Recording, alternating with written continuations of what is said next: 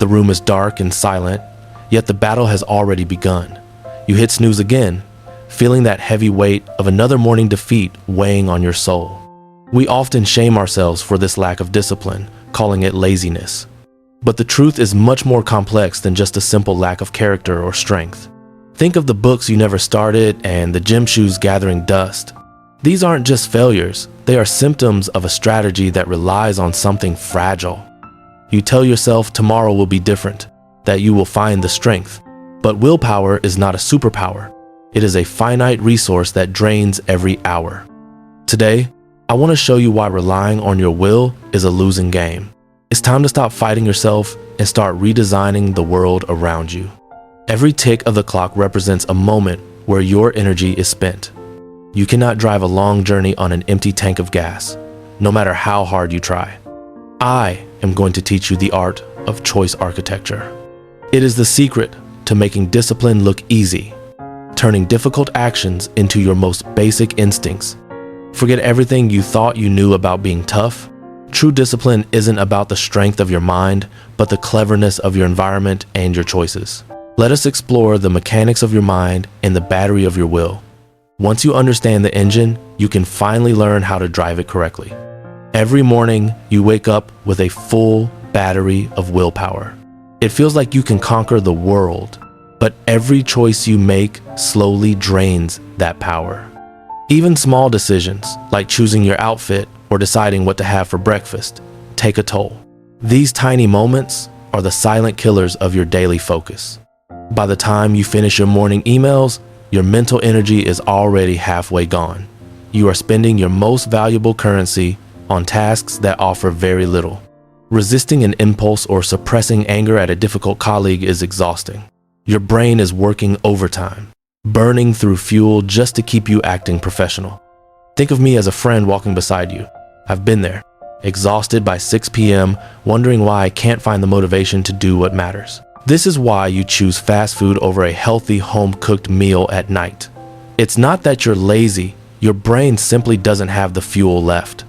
Discipline is not about gilling your way through the day. It's about designing your life so that you don't have to make so many exhausting decisions. When the environment is designed well, the right choice becomes the only choice. You save your battery for the things that truly require your creative and deep thinking. Your eyes see the chaos and your brain feels the burden. Let's look at how we can flip the script and make your surroundings work for your goals. Success is a game of architecture, not a game of strength. We are about to move from being a victim of our space to being the designer. We call this choice architecture. It is the deliberate arrangement of your world to nudge your behavior in the direction you actually want to go every day. First, we must clear the path. By removing the visual noise, you remove the hidden decisions that drain your energy before you even start your work today. Place the things you want to do in your direct line of sight. If the first thing you see is your journal, you are more likely to write. Don't leave your reading for the end of the day when you're tired. Put the book on your pillow so it's waiting for you to pick it up. Want to drink more water? Place it right in front of your screen. Make the healthy choice so obvious that it requires zero effort to actually execute. Compare these two worlds. One forces you to fight your instincts, while the other guides you toward your best self without any mental resistance or internal struggle. You are the architect of your own behavior. You aren't changing who you are. You are simply changing the path that your natural instincts will walk through. I spent years fighting my environment before I realized the environment always wins. So, I decided to make the environment my most powerful ally in this journey. The small things matter. The way a pen feels, the light in the room, the position of your chair, all these things either add friction or remove it. Choice architecture is the invisible hand that guides your life. Master it, and you will find that you no longer need to be strong to succeed. You are the sum of your surroundings. If you want to change your life, start by changing the room you are sitting in right now. This moment. Step into a world you have built for success.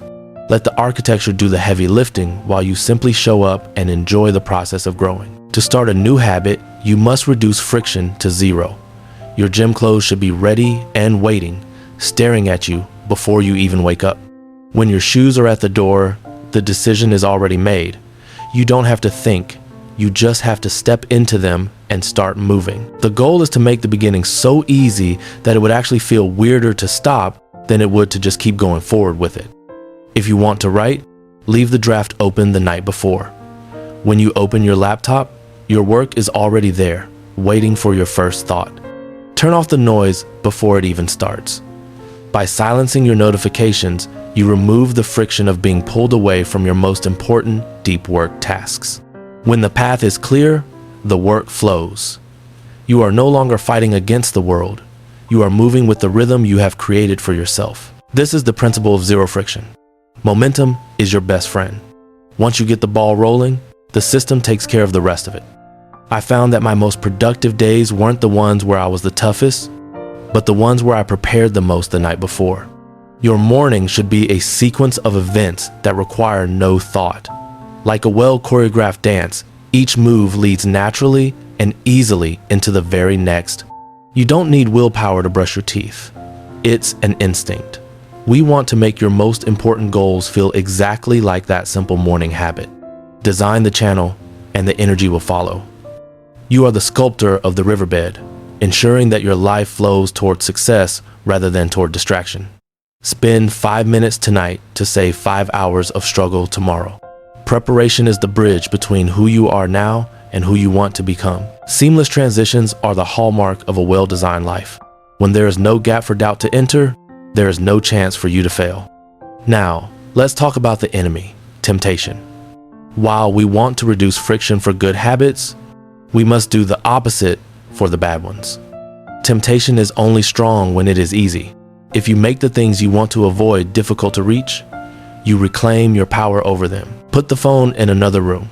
By adding just 20 seconds of walking time, you increase the friction enough to break the cycle of mindless scrolling. Turn your screen to grayscale.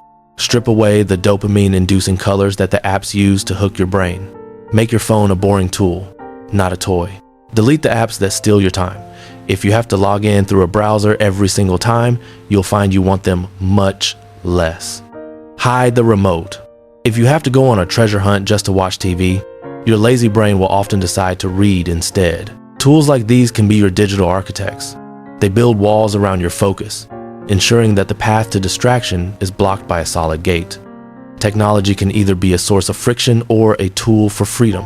The choice depends entirely on how you decide to set up your system. Watch the friction work in your favor. When the distraction is hard to reach, your brain naturally defaults back to the more productive and meaningful activities. It's a simple equation of resistance. By raising the cost of bad habits, you make good habits the path of least resistance for your tired mind. Your brain is essentially lazy. It wants to save energy. Use that laziness to your advantage by making work easier than any other form of entertainment. Psychology shows that we follow the path of least resistance. Architecture is simply the art of making sure that path leads exactly where you want. If the temptation isn't there, the battle isn't either. You don't need to resist a cookie that you never even bought at the grocery store. Discipline is not a war that you have to fight every single day. It is a peace treaty that you sign with your own environment. If you build the right architecture, one day you will wake up and realize you are doing the hardest things as naturally as you breathe. Your habits become your identity.